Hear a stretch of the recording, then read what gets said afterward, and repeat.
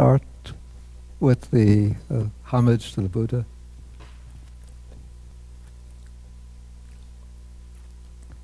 Let me just get this.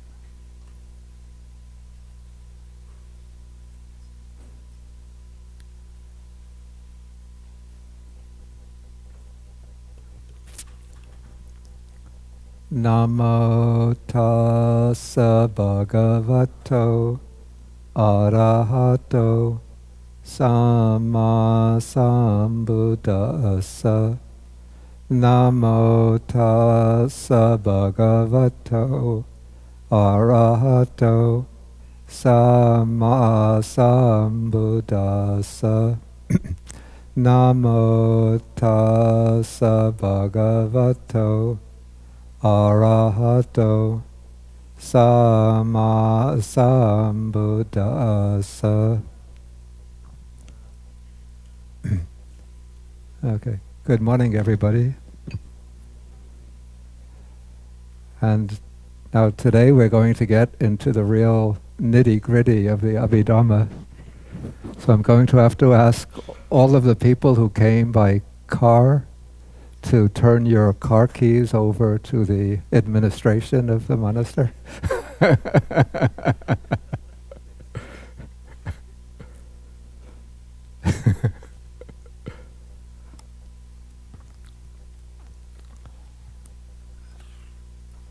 Okay, so yesterday we gave in the evening a kind of broad overview of the Abhidhamma classification of consciousness, the different chittas or states of mind.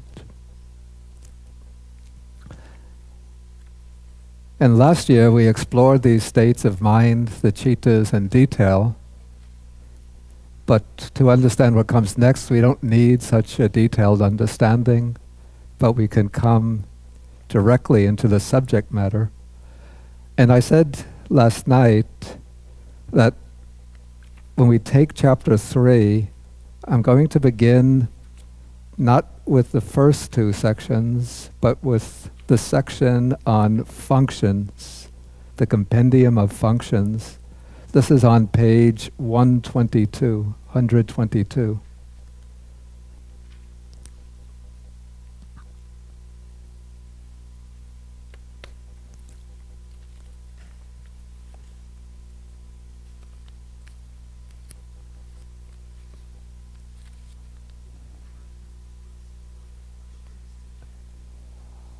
Yeah, I will pause at certain points and then ask whether there's any questions when it's sort of convenient, when we come to a convenient breaking place. And another thing you should bear in mind is that the whole evening session over the next couple of days is reserved for questions. You know, so when questions come to your mind that weren't answered during the day or that weren't covered in the talks, then you can just make notes of them and then we discuss them in the evening.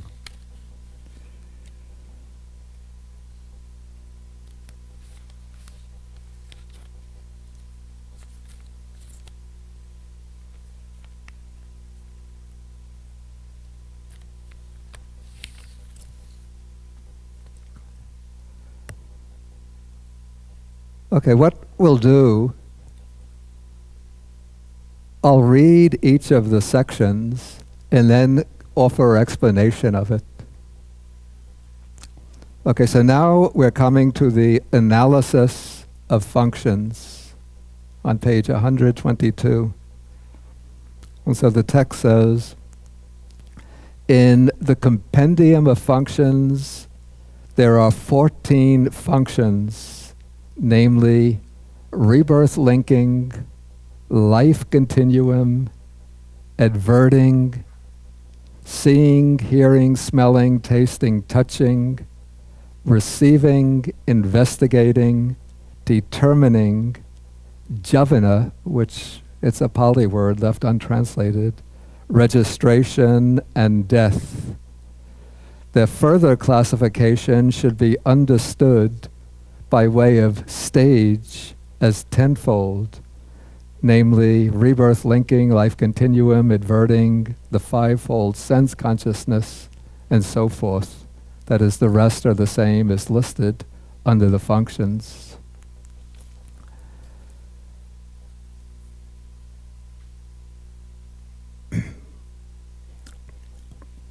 Okay, first it's important to understand, in understanding the functions of consciousness, the functions of the chittas, to understand that the chittas fall into two broad categories, two broad classes. One is what we call active chittas, or chittas that occur within a cognitive process. That is, a process in which the mind is actively cognizing some object. So that is the first broad class. That is the class of active chittas, or chittas that belong to a cognitive process, a process of knowing and actively experiencing an object.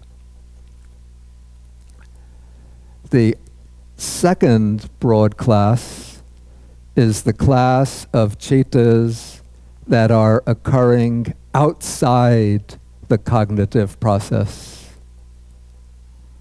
These are, maybe we could call them, with some reservations, passively occurring chittas. Though every chitta is active in its own way, but these are chittas occurring outside the active, experiential cognition of an object.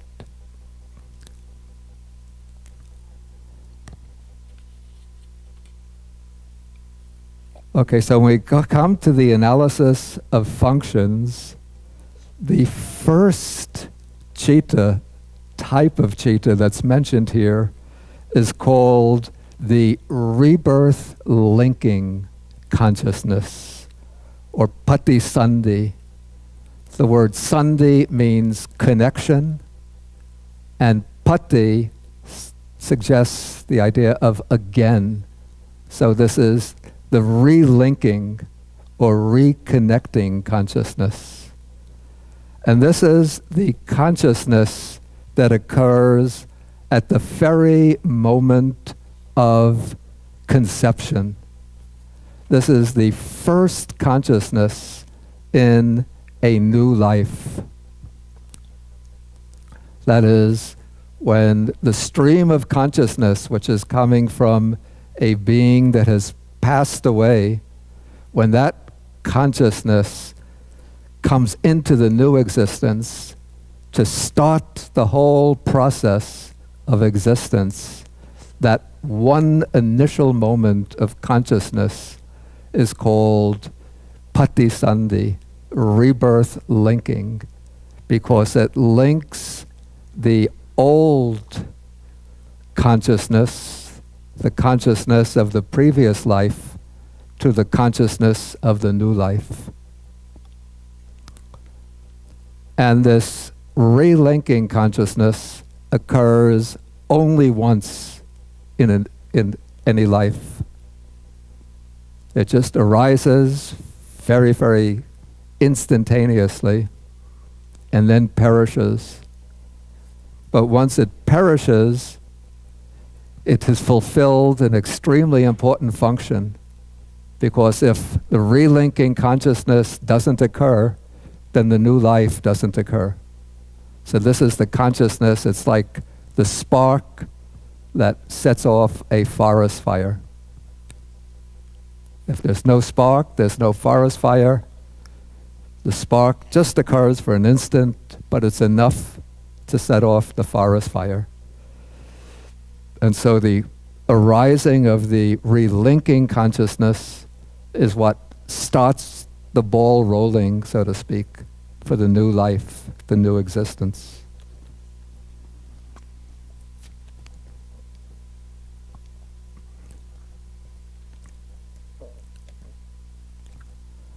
Okay, the second function here is called, here we have to use very imperfect translations, but it's rendered life continuum. But the Pali word means, or the Pali word is bhavanga. It's a word for which we don't have an exact counterpart in English.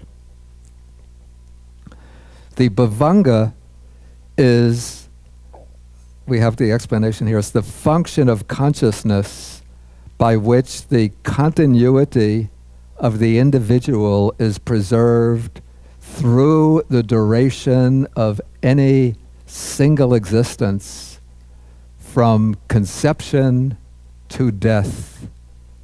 Okay, now after the relinking consciousness has arisen and fallen away, then it's immediately followed by the bhavanga consciousness, the life continuum. The two are the same type of consciousness. We're going to come to this later. That is, they have the same constellation of mental factors. They belong to the same type, except that they are performing different functions. The relinking consciousness arises at the very first instant of the new existence, and then the bhavanga maintains the continuity of existence. And the bhavanga is the type of consciousness which is occurring every time whenever there is not active cognition taking place. So we can see, well, actually we don't see it, but we understand that the bhavanga is most prominent when we are in deep sleep, dreamless sleep. So there's no active cognition, not even dreaming taking place, but there's something which is flowing on beneath the threshold of consciousness, which is maintaining the continuity of our existence, the continuity of our personality. And that is the bhavanga. But the bhavanga doesn't occur only in states of deep sleep or when one has fainted, but according to the Abhidhamma, every moment or constantly throughout our waking life, there is a constant oscillation taking place between active cognition and drops into the bhavanga. So even while I'm sitting here speaking, I seem to be continuously aware of you, what I'm saying. As you're sitting there listening, taking notes, looking at me, you seem to be continuously aware of what's taking place. But actually, the way the Abhidhamma explains it, as I'm speaking, there's a constant alternation of active states of consciousness and just momentary drops into the bhavanga and coming out. Coming out, doing something active, dropping in.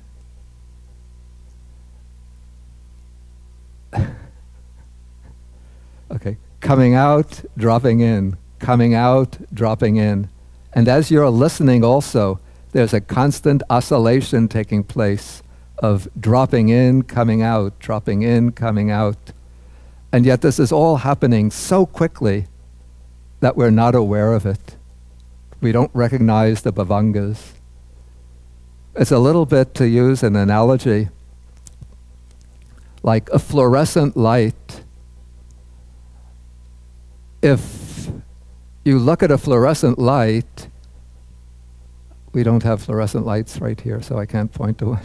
But you know, everybody knows what a fluorescent light is like. It works through an alternating current, so that the current is constantly alternating from one pole to the other. But if you look at it just with your normal eyes, you just see a constant beam of light. But if somehow we could slow down the current in the fluorescent light, then we would see that the current is actually going from one pole, then alternating, coming to the other pole, back and forth, back and forth. And so our own mind is constantly falling into the bhavanga just for a few moments, coming out, falling in, coming out, and through this oscillation,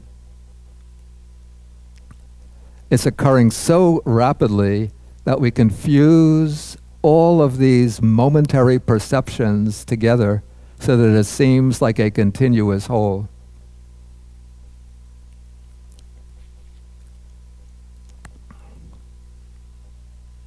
Or maybe to use another analogy, I don't know whether they do this anymore.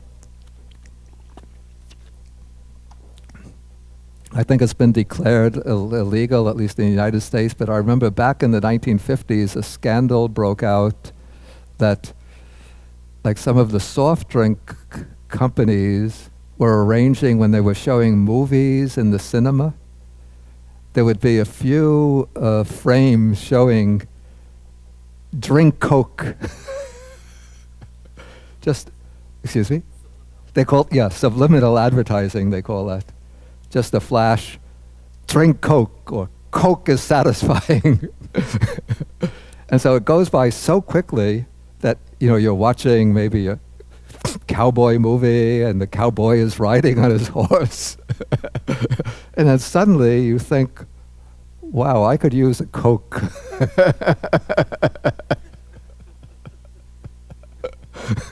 And so you get up and you go to the refreshment stand and you buy a Coke and you don't know why you bought it. But what's happened is you got a flash message that went by so quickly you couldn't recognize it.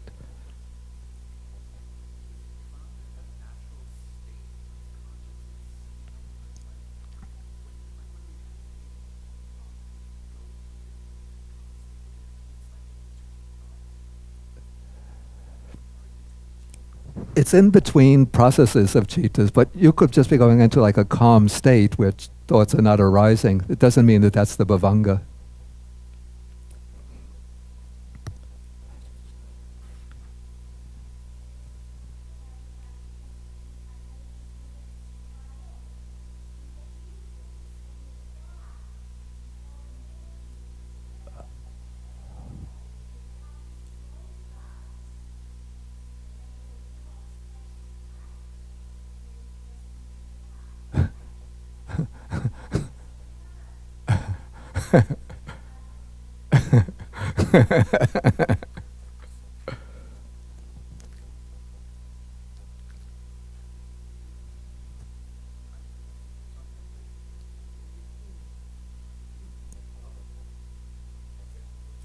You could what?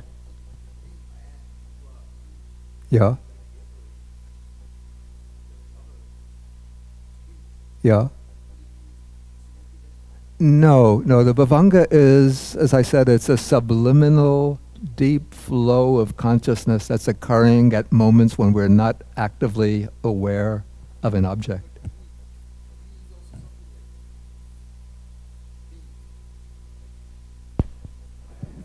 Yeah, let us just continue. I'm not quite sure. Okay, now, when the mind emerges from the bhavanga, there takes place a process of consciousness.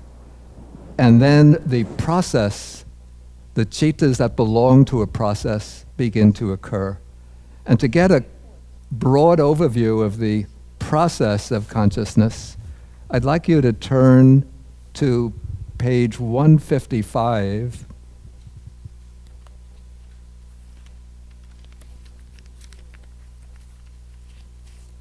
So that we could see what occurs in a process.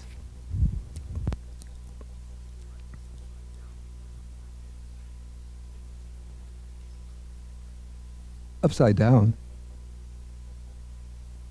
Mine is right side up.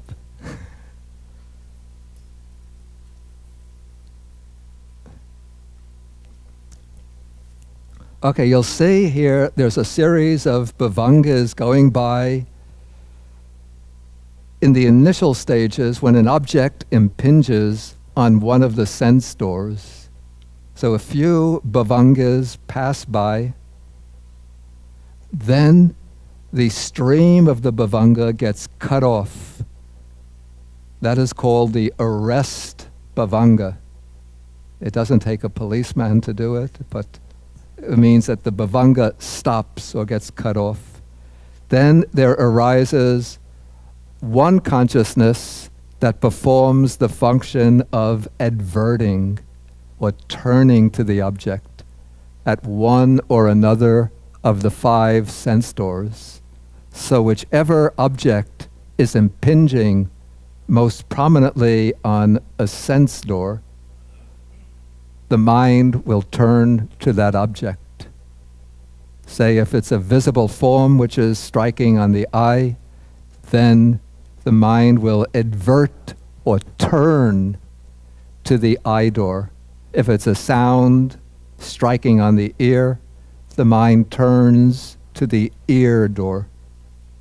So that is called 5-door adverting consciousness. That is the function of adverting. Then the adverting will be followed by a sense consciousness, one of the 5 types of sense consciousness. Here it's illustrated by an eye consciousness. Then this is followed by another type of consciousness which has the function of receiving. It receives the impression of the object. Now what has to be pointed out is that the sense consciousness does not perform the function of identification of the object or recognition of the object. The sense consciousness is, pardon me, it's completely stupid. It doesn't have any understanding at all. It just, how to put this, it just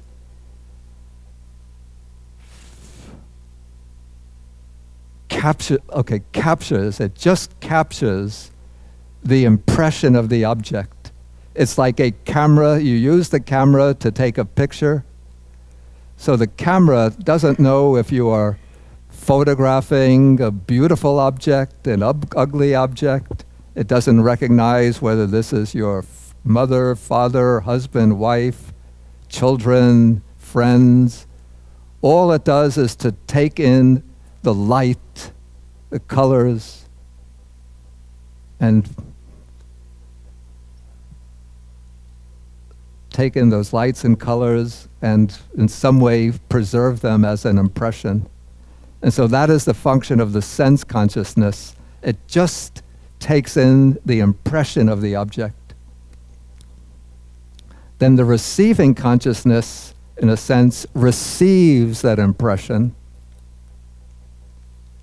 It's just a momentary act of consciousness which receives or accepts the impression. And that is followed by a momentary consciousness which investigates to see what is the object. And that in turn is followed by a consciousness which has the function of determining the object. But this is a very quick process of determining. It's not yet a full conceptual recognition of the object. This is something happening at breakneck speed. And then in response to that determination of the object, there takes place a series of 7 types of consciousness which are called jhavanas. We're going to explain this in a moment. When the jhavana phase is finished, if it's a prominent object, very prominent object, there will take place 2 moments in which the object is registered on the stream of consciousness. And the 2 moments that perform that function are called the registration consciousness. And after the registration, there comes a drop back into the stream of the bhavanga, the passive flow of consciousness. And the bhavanga itself consists of a series of chittas, even though we call it a stream of consciousness or a flow of consciousness, but it's not a flow like a river, something which is continuous, but it's more like the flow of a film in which there's momentary frames which are passing by very rapidly. And so the bhavanga is a series of chittas, each of which is just utterly momentary in its duration. And so we could have like thousands of bhavanga chittas flowing by in the snap of a finger.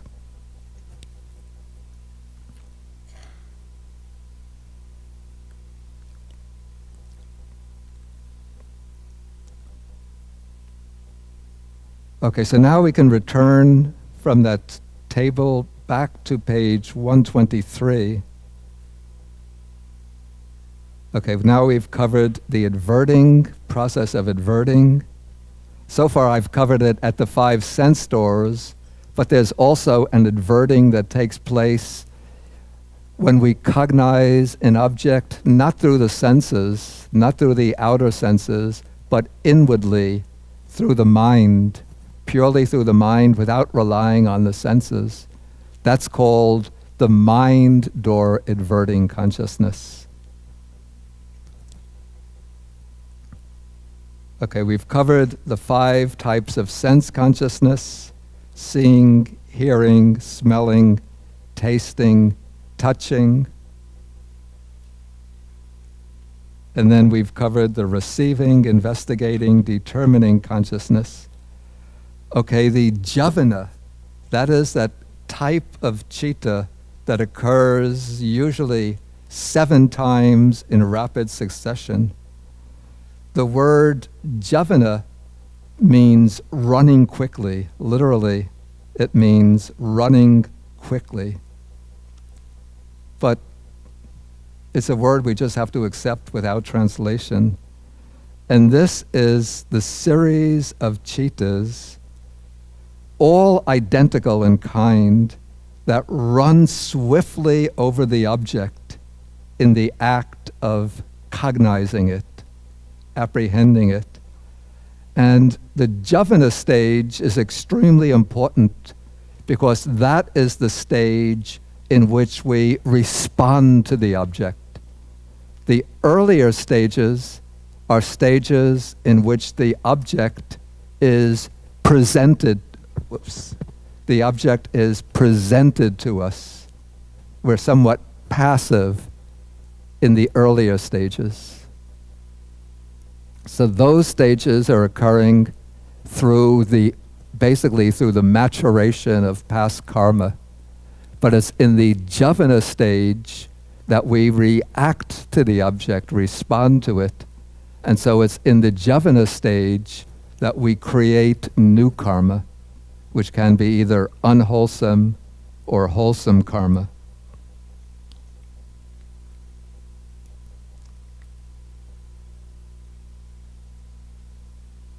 Okay, then the registration consciousness, which occurs after the javana, that in Pali is called tad aramana, which means literally that object.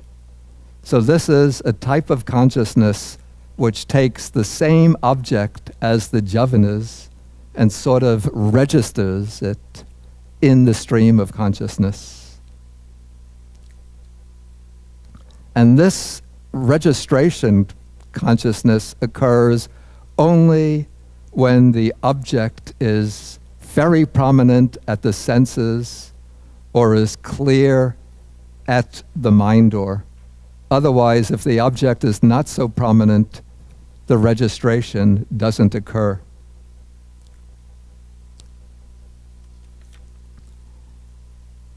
Okay, so in the course of our life, or the course of our life can be understood, as I said, as a constant alternation or oscillation between the bhavanga and active processes of cognition, active processes of experiencing.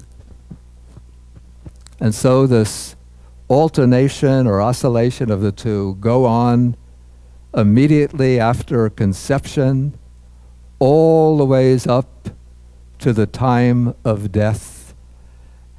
At the very end of the lifespan, there is one consciousness that arises momentarily, which is called the death consciousness, or in Pali it's called the Chuti Citta.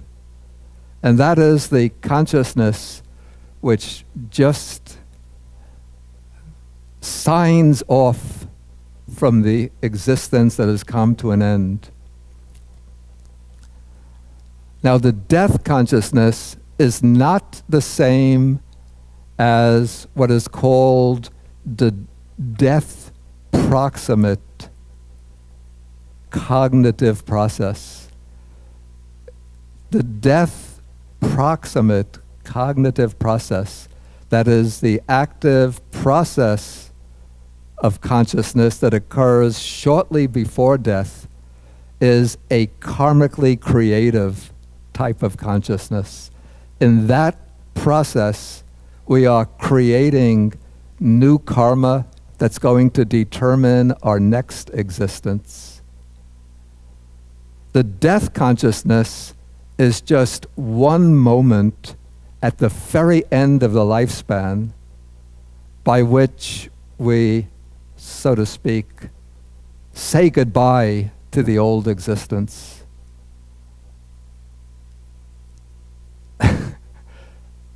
Yeah, let me finish with one example. To illustrate the difference between the death proximate consciousness and the death consciousness, again, I take an example of a movie. Okay. The hero has rescued the heroine, and at the end of the movie, they're riding off into the sunset. You know, the hero has the heroine on the back of his horse. They're riding off to the sunset. Okay, that is like the death proximate process. You know, it's still part of the story. But when they fade into the horizon, then there'll come a blank screen with the words, "the end." Okay, that blank screen with the words, "the end," that's like the death consciousness. It means the movie is over.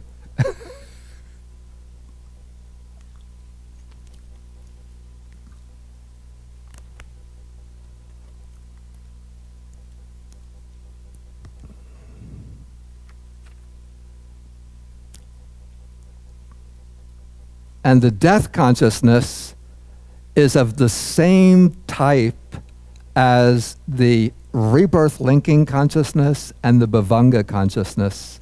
Their functions are different, but they are the same in terms of the particular group of mental factors that enter into them. And in the scheme of consciousness, of system of cittas, it's the same type of citta.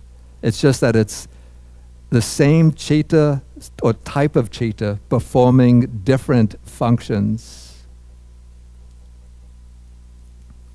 Okay, so now we've covered the 14 functions. Wait, hold off, please. I'll ask for questions in a moment. And now we've just come to the 10 stages. The 10 stages actually follow just quite naturally from the 14 functions. We have all of the stages are the same, except that at one stage, we take the 5 types of sense consciousness, and in this case, one or another can occur at that stage. And so we have,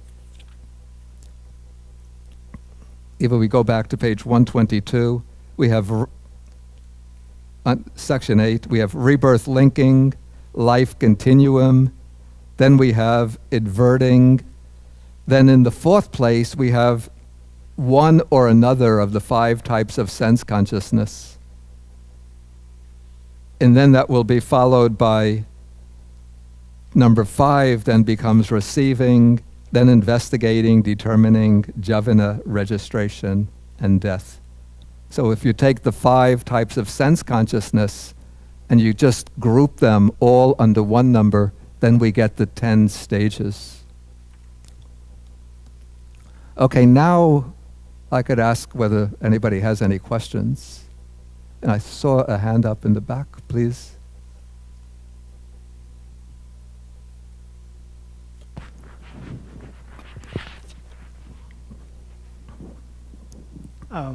I just want to make sure that my understanding is right or not.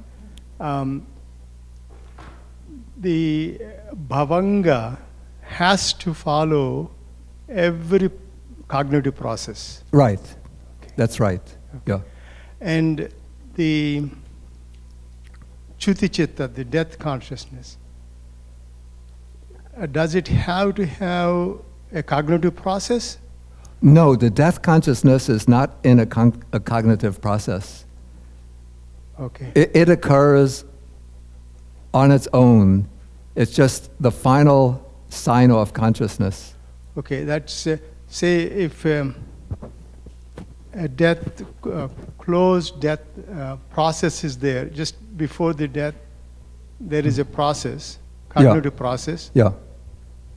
And there, can it happen in the process anywhere, or it has to be after the javana, after the tadaram, after the death consciousness? Yes. It has to be, it can't happen in the middle of a process. It has to come at the end of a process. So only after 17th or whatever, the end, in the bhavanga it has to happen.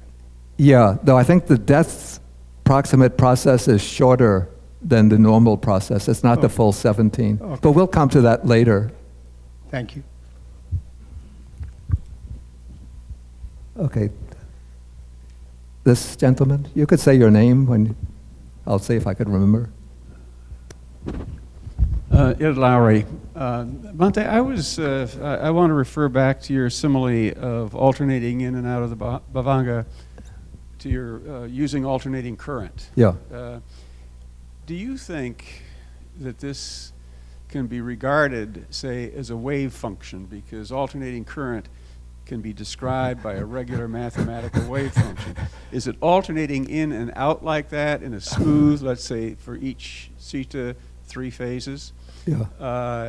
I mean, I'm beginning to see some, let me make it a sort of a silly statement, I'm beginning to see some potential mathematics in what you're discussing. Are you a mathematician? What your thought was. Excuse me? I just wondered what your thought was. I mean, you have a lot of experience with this and thinking about it. Yeah. You're a smart fellow, so I wondered if that had ever occurred to you.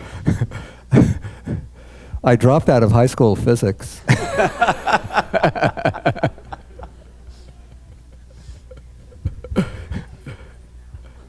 Yeah, so you could see some parallels, but I don't want to try to push parallels too far because I don't have the, the background qualifications. Please, yeah.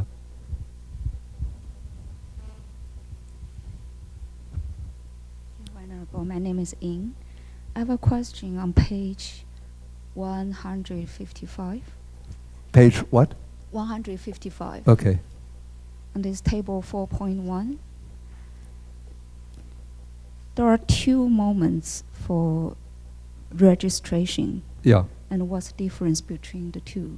Oh, there's no difference. No difference. It's just that there's space for 2 of them. They always occur either 2 or none. But there's no difference.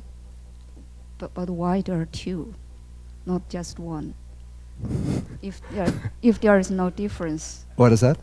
If there is no difference, why there are? I guess that 2 are necessary in order to perform that function. Yeah. Otherwise, I don't know why there are two. Okay, thanks.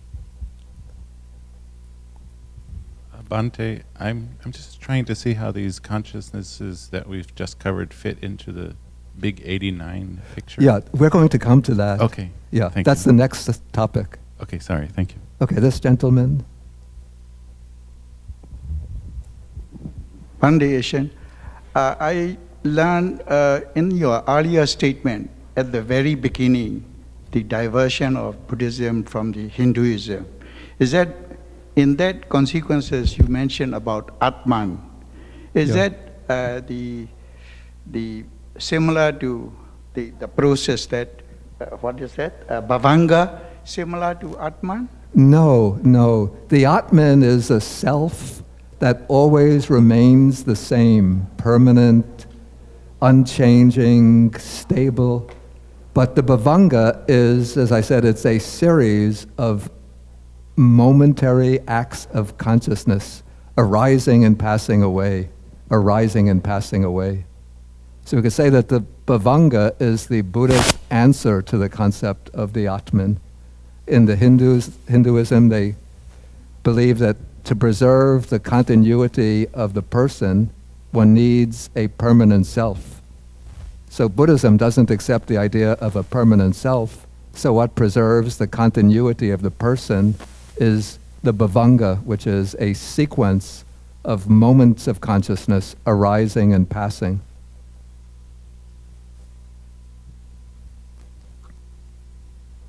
Okay, we take one more, then I'm going to have to move on. Bhante, this oscillation between the Bhavanga and these active stages of consciousness, you used the word oscillation. Yeah. And what came to mind for me was this vibratory sense. Yeah. And I was wondering if that corresponds to the planes of consciousness. So, you know, yeah. Yeah, in fact, I use that example of like different vibrational frequencies to explain how these different planes of consciousness can coexist without being accessible to us. But we'll take that topic up when we come to chapter 5. Okay. Yeah, but that was helpful for me, actually, seeing that connection. So, yeah.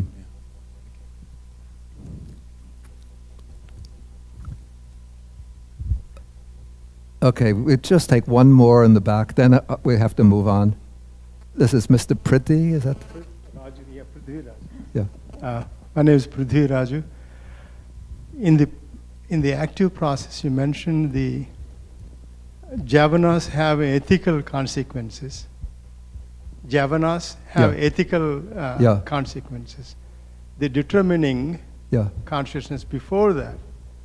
Does it determine the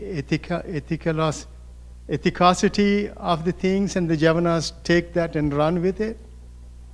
Vattapana? I would say so. I would say that the determining consciousness sort of gives a push to the jhavana phase to move in one direction or another. So it decides whether this is the sukha, good or or bad. So it is also an active process. Technically, it's called functional. It doesn't generate karma on its own. But it does. Yeah, but we're going to come to the functions, so. Thank you. Okay, Ji Shu has her hand up.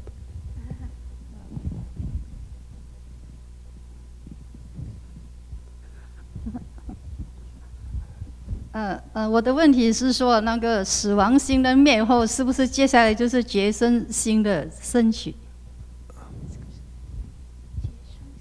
我的中文 I'm sorry. 没有那么好。Oh, you will translate for her. Sorry, I don't know how to say 觉生 in English. Bhante? And after death of the It's Venerable Jesus. Right after death of the sorry, I don't know. Does the birth relinking chitta rises immediately after the death, chitta. According to the Theravada Abhidhamma, it does, but we're going to come to this. It's Venerable Jishi's question. Yeah, but we'll come to this later. I don't want to, take questions which are anticipating topics that we're going to take later. Okay, I want to return now to the next section of the Sangaha. And this is called the classification by way of consciousness. And this section determines which, or explains which types of consciousness perform which functions. And this is where there's room for some confusion to arise. And so to help you get clear of that confusion, I prepared a table the other day which I had asked Lorena to send to everybody or to give out.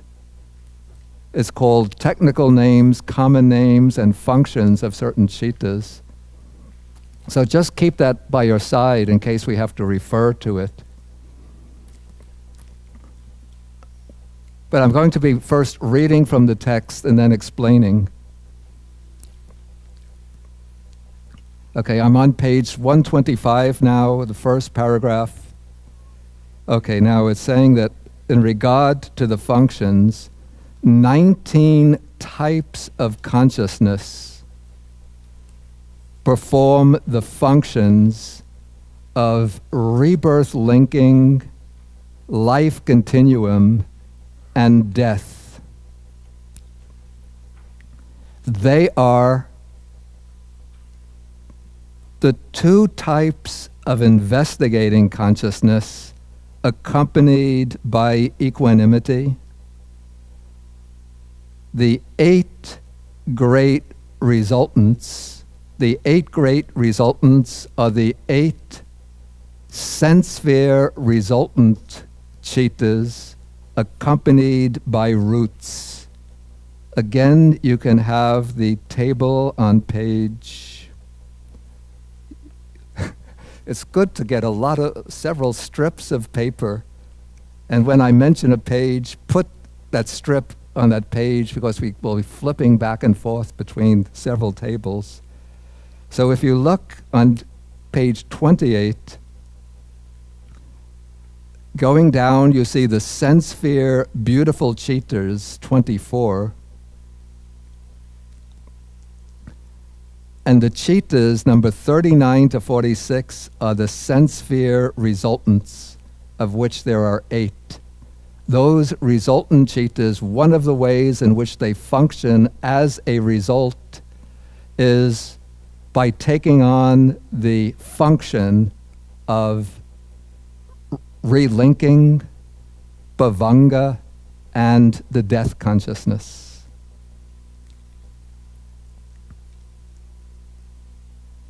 Okay, then we have the 9 fine material sphere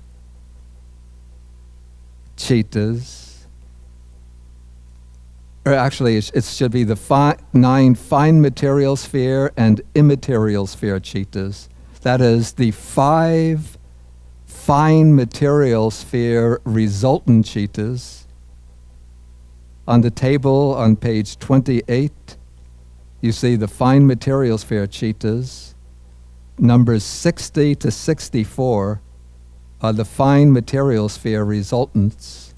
So those chittas function as the relinking, bhavanga, and death consciousness for those who are reborn in the fine material sphere.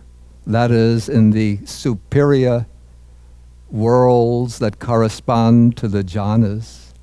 So those meditators who practice the jhanas as human beings and who have mastery over the jhana at the time of death, their jhana consciousness will generate a rebirth into one or another of the realms in the fine material plane.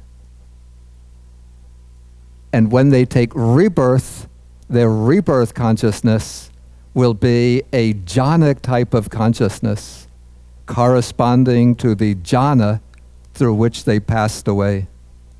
And then that jhanic consciousness will continue as the bhavanga through the course of their life, and then it will also function as the death consciousness. Okay, those people who, as meditators, attain and master the immaterial attainments, the 4 formless meditations, they are creating the karma that leads to rebirth in the formless realms. And so, if they preserve that attainment up to the time of their death, they will pass away, and their rebirth consciousness will be the consciousness that corresponds to the formless meditation that they had mastered. And so they will take rebirth in one of the 4 formless realms with one of the 4 immaterial sphere resultants as their relinking, bhavanga, and death consciousness. Got it? So human beings who do like ordinary good karma, so that we're going to be reborn in the human realm or in one of the sensory heavenly realms, we will tend to be reborn with one of the 8 sense sphere resultant types of consciousness.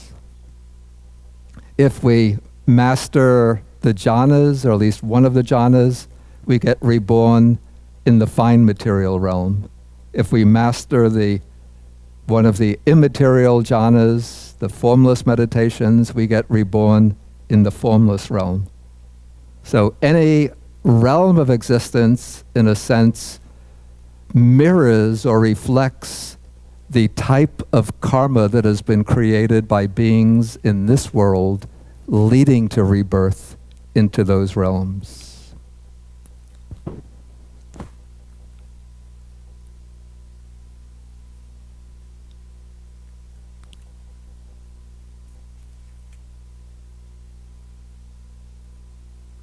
Okay, but what about the 2 types of investigating consciousness accompanied by equanimity? Those are 2 rootless types of consciousness. Now we call these, conventionally, we call them 2 types of investigating consciousness, but that is just a convenient name for them. But any type of consciousness, or many types of consciousness, can perform different functions. So it is the same type of consciousness that performs the function of investigation in an active process of consciousness. That same type of consciousness can also perform the function of relinking, bhavanga, and death. To illustrate this, I use the example of, or if you look at this table that I handed out of technical names, common names, and functions,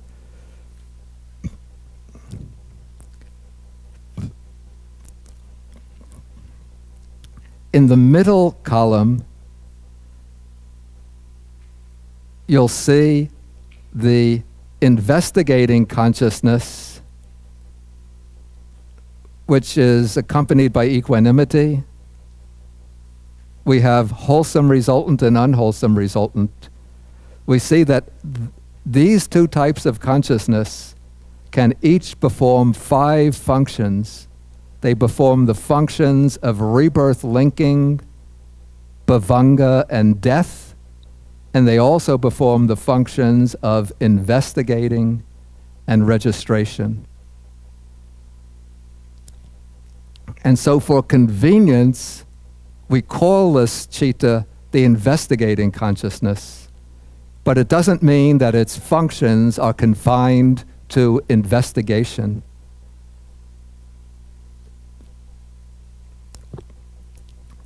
And I illustrate this with the example of, we could have a man, let's say his name is, he's a surgeon, and he's known, everybody calls him Dr. William Taylor. And so when he's in the hospital, of course, it's quite natural for people to call him Dr. Taylor.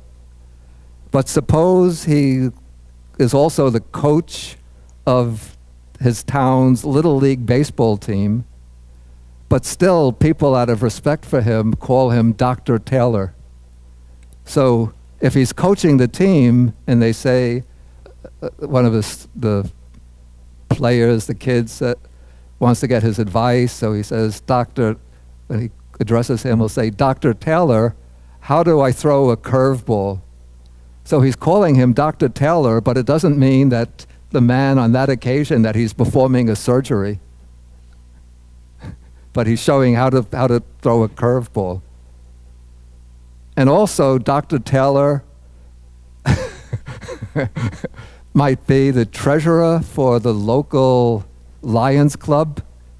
And so when he's at the Lions Club, still people out of respect call him Dr. Taylor, but they'll say, okay, Dr. Taylor, how much did we collect in the fundraising drive last month?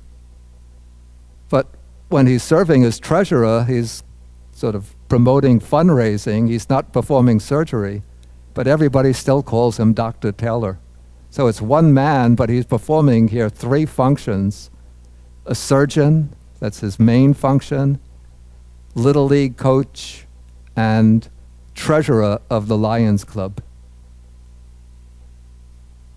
When he comes home, his wife doesn't call him Dr. Taylor. She calls him honey or dear. But that's another story.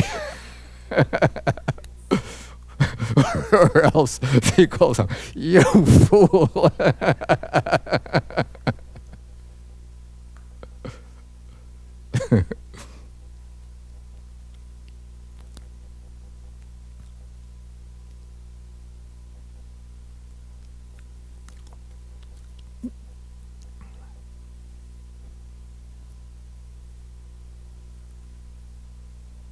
Do you guys feel the need for a break?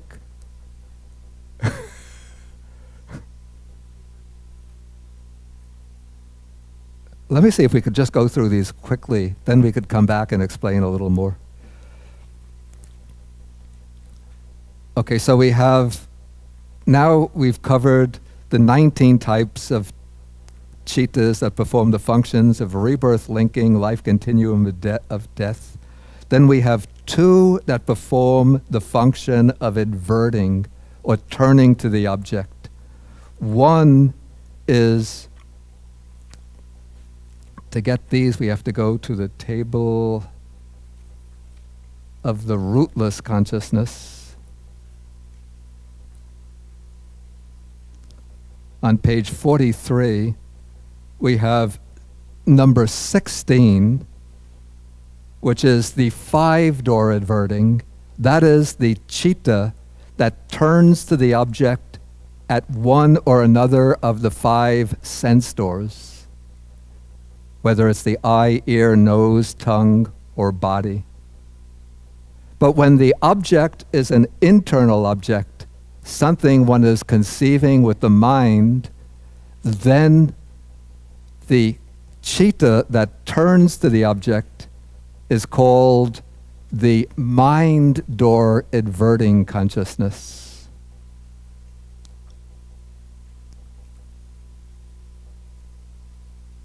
So we have 2 types of, or 2 cittas that perform the function of adverting: the 5-door adverting consciousness and the mind door adverting consciousness.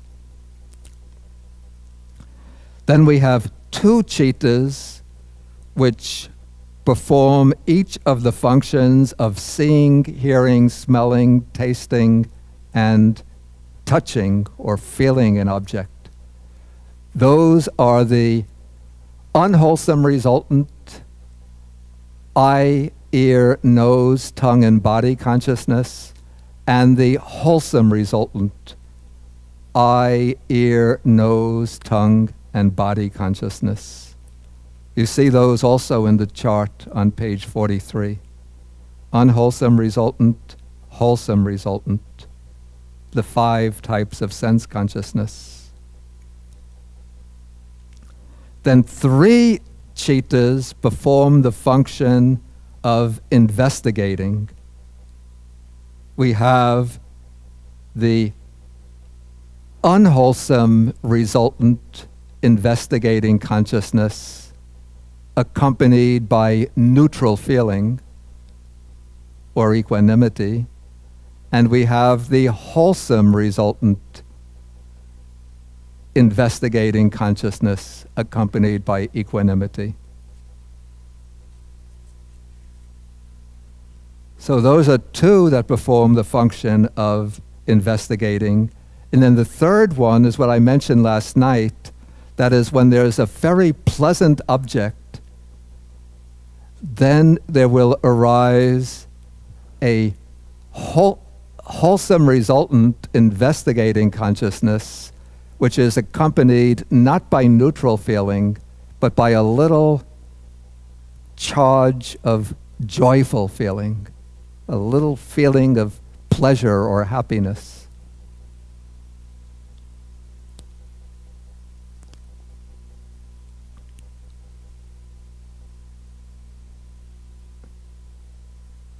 Okay, then the mind or adverting consciousness also performs the function of determining in the 5 sense doors.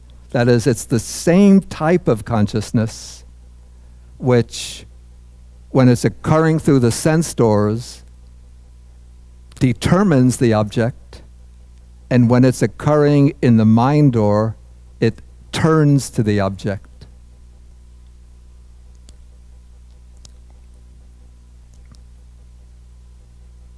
So on the table that I handed out, or that was sent to you, you see it's called the functional mind conscious element. The common name is either the determining consciousness or the mind or adverting consciousness, because it has those 2 functions.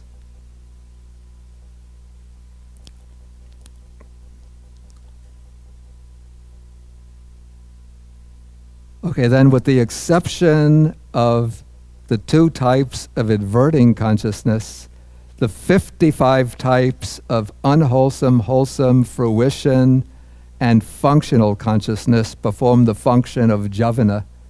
We don't have to go through all 55 of them right now. We'll come to them later, just to go through and complete this section. Then the 8 great resultants, those are the 8 sense sphere resultant chittas with roots.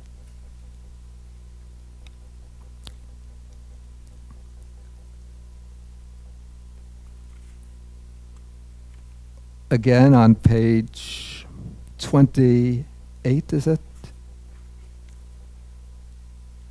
These are chittas 39 to 46. Those 8 great resultants and the 3 types of investigating consciousness, a total of 11, perform the function of registration.